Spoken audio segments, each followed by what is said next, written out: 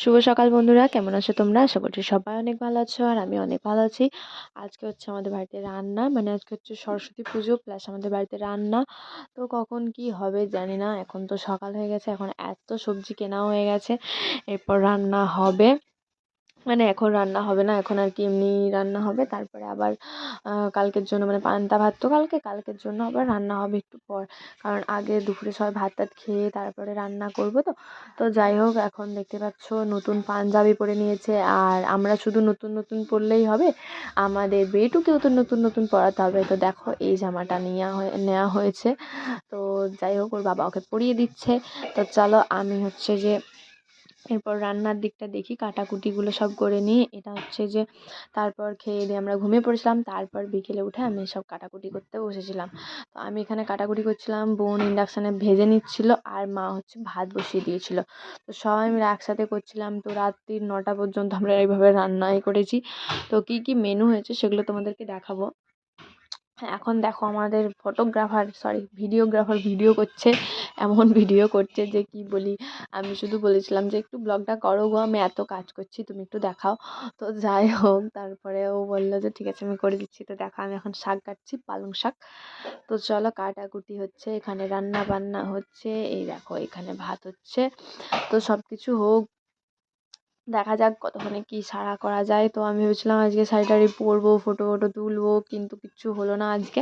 তবে কালকে দেখা যাবে, মানে সরস্বতী পুজোর পর দিন। আবার তারপরের দিন হচ্ছে আবার বাপের বাড়ি আসতে হবে, কারণ আমাদের এখানে সরস্বতী পুজো 7 দিন ধরে হয়। তো যাই হোক, কবিতা বলার মতো বলে দিচ্ছি আমি ঝড় করে। তো এখন হচ্ছে যে রান্না, এই কাটাকুটি চলছে। আর এখন দেখো রাত হয়ে গেছে, এখন রান্না বান্না প্রায় কমপ্লিট। আমি একটু বসে আছি, প্রচণ্ড মাথা ব্যথা করছিলো। আর সেই রকম মাইক বাজছে এখানে, আমাদের সামনেই ঠাকুর, তো সেই জন্য মাইক বাজছে। তো এখানে বাঁধাকপিটা হবে, এরপরে বাঁধাকপি করতে আছে। আর যে সিজনো বলে সব কিছু নটা গোটা গোটা দিয়ে তো করতে হয় সেটা। এ দেখো আমাদের রাঁধুনি হচ্ছে কপি শাক ভাজছে, আমি এটা পারি না, সেই জন্য ওটা করছে। তো খুব ভালো রান্না করে আমাদের রাঁধুনি। তো যাই হোক, এখানে দেখো মাছের টকটাও করেছে, কত সুন্দর হয়েছে, দেখতে পেয়েছো কালারটা? আমি বাবা এত সুন্দর পারি না। তো তরকারিগুলো এখানে আছে, আরও দেখো এখানে চাটনি আছে, এখানে 5-6 রকমের ভাজা আছে, তারপরে আরও অনেক রকম আছে। তো ভাজাগুলো তোমরা দেখতে পাচ্ছ, এখানে বেগুন ভাজা, কাঁচকলা ভাজা, শিম ভাজা, আলু ভাজা, করলা ভাজা, এখানে আলু ফুলকপির তরকারি আছে মটর কলাই দিয়ে, এটা আমি করেছি। আর এখানে কি আছে, এখানে কিছুই নেই, আমি এমনি কি করছিলাম জানি না। তো চলো একটু ঢাকা দিয়ে দিই, আর চাটনিটা ঢাকা দিতে হবে। আর এটা হচ্ছে যে পালং ঝাল বলে এটাকে। আর এখানে মাছের টক হবে, মাছের টক তো হয়ে গেছে, এখানে মাছের ঝাল হবে শুধু। আর তো এই দেখো আমাদের এইটা ভাত ছিল, দুপুরের ভাত, আর এইটা কালকের জন্য আর কি রেখে দেওয়া হবে জল ঢেলে কালকে সকালে উঠে। তো সকালে এগুলোই হচ্ছে খাওয়া হবে, সকালে মানে দুপুরবেলাতে কালকে।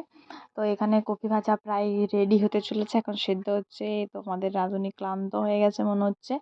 তো যাই হোক, আমাদের রান্না বান্না সবই কমপ্লিট হয়ে গেছে। এখন কি কি মেনু হয়েছে সেটা তোমাদেরকে কালকেই দেখাবো, কারণ ব্লগটা আমি আজকে আর করিনি, একবারে কালকে আবার শুরু করেছি। তো দেখো এই হচ্ছে আমাদের মেনু। আর এখানে হচ্ছে কত রকমের তরকারি আছে সেটা দাঁড়াও, ওই যে ভাত সেজেছি সেটাই তোমাদেরকে দেখাচ্ছি, দাঁড়াও। এই যে দেখতে পাচ্ছ কত রকমের, তোমরা একটু গুনে নিও।